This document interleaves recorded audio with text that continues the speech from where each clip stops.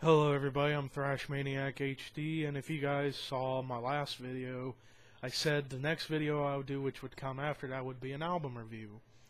And for this album review, I am going to a retro time for heavy metal, the 1980s. And the album, as you see in the title below, is a thrash album, because after all, I'm a thrash metal freak. And the album is Anthrax Among the Living. It's been often regarded as for the band Anthrax being their best album in terms of classic songs and overall album. And I would agree with that. I mean, Among the Living is one of my top 5 favorite thrash albums of all time. And it is the best Anthrax album, and it is a very, very popular album in the world of heavy metal because you got a few classics on here that are recognizable in the world of heavy metal. So this was the follow-up to their other classic, Spreading the Disease, which was the first album to feature vocalist Joey Belladonna and bassist Frankie Bello. During that time period, they experienced some troubles. They had the issue when they were getting ready to play in Russia, and there was a nuclear meltdown, and they were in a dangerous position. And then, sadly, when they were touring with Metallica, when they were opening for Metallica on a European tour in the summer of '86, then September 27th, '86 happened when Burton passed away, and the tour was canceled, and they didn't have much to do. So they'd made this album in late 1986, early 1987, and the album was released in May of '87, I believe. Or no, it was actually released in March of '87. And this is, I would say, the best heavy metal album to come out from 1987 by a narrow hair over a couple albums like Testament, The Legacy, Death, Scream Bloody Gore, and Napalm Death, Scum, and even Guns N' Roses' Appetite for Destruction is pretty close to Among the Living. But I go Among the Living because it's the best Anthrax album, and it's one of the most classic thrash albums of all time. And we kick it off with one hell of a song opener, among the title track, Among the Living. And very interesting lyrical themes on this song. This song is about the Stephen King novel The Stand, and some of their lyrics, particularly back in their 80s era, was about comic books and Stephen King movies and books. And yeah, and this song was a really good, a fantastic song, a fantastic opener. I love the double bass playing from Charlie Benante on drums, and also with this album, Scott Ian is one of the greatest rhythm guitarists in heavy metal history, and the rhythms were just very crushing on this album. And then we get to probably their most popular song of all time, Caught in the Mosh.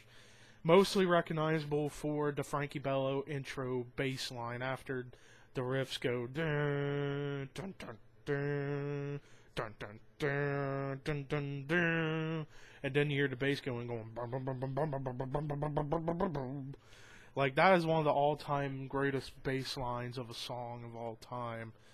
It's pretty fast and furious, and it's all about, and that song is just all about having fun at a heavy metal show where you get a mosh pit going. And that was awesome. Then we get to another popular Anthrax song, the song I Am the Law, which is based on the comic book character Judge Dredd. And this is another fantastic song. I mean, I Am the Law has also become one of those all-time Anthrax classics, particularly on the live show circuit. It's always been like one of their most popular songs to play live, and for the most part, end the show with I Am the Law with their concerts, and that's awesome. Then we get a song I can't really pronounce too well. I'm gonna try my best pronouncing this. I'm probably gonna destroy it, but whatever. Phenocufenescen. and in parentheses it's NFL. And I know what you're thinking, it's not the National Football League. It's some other type of NFL. But I thought this was a great song as well. No bad song on this album. Every song is great in its own different way. Then we get a song called A Skeleton in the Closet.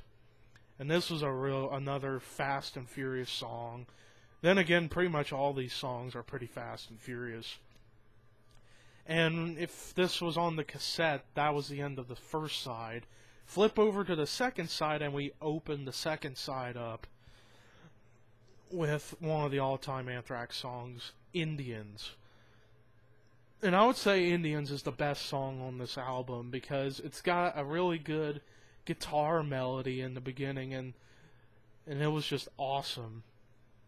And also the lyrics to this song was kind of another one of those cases of like the comic books or Stephen King movies type of vibe. And actually with the song A Skeleton in the Closet, was another Stephen King novel based on Apartment Pupil. But with the song Indians, it was another one of those cases of like the comic book related stuff. Then we get a song called One World, and this was a very good song. Even though this is the weakest song on the album, it's still a really damn good song. So yeah. And then we get ADI Horror of It All, which is the longest song on the album, about nearly 8 minutes. And it starts out with a really good acoustic guitar intro, and then it picks up. And then there's a very fast subsection towards the end of the song where it's very full tilt speed. And this was a great song as well. And now we get to one of the most underrated Anthrax songs, Imitation of Life, which is actually the shortest song on the album at 4 minutes 22 seconds. And this is one of their fastest songs I've ever heard. It's so fast. But yeah, the most interesting thing about Anthrax is despite them being a thrash metal band playing full tilt speed, Joey Belladonna sings like, it's almost as if it's like Stephen Perry from Journey singing over Slayer. This was very much a case of that when Joey came into the band. Brought vocal melody to thrash metal, which was very unique and really good. And that's why I say Joey Belladonna is probably one of the top, for me, top 10, but at least top 15 among people to being one of the greatest heavy metal vocalists of all time. Dan Spitz on lead guitar did a great job with the guitar playing and the solos. Scott Ian's rhythm playing and the backup vocals are great. Frankie Bello, he's a phenomenal bass player, and he can sing when he's doing background stuff. But I think the MVP on this track is Charlie on drums. Charlie's one of the greatest heavy metal drummers of all time, and so underrated too. And it's a damn shame, but yeah.